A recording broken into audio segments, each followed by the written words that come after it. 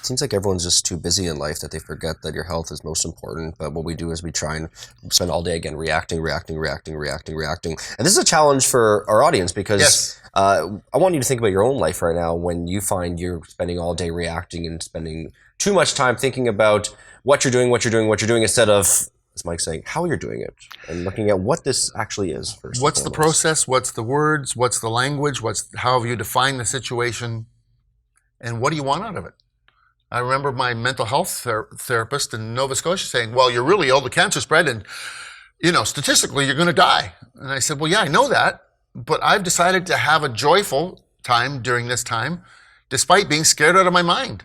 I'm still bawling my eyes out several times a day, but I'm doing it more on my terms than just reacting. What's it like when someone says to you, you're going to die? Pretty frightening, but because of my training and my upbringing, it was like, oh, I got some homework. So I drove to my lawyer on the way home and got my will updated right then.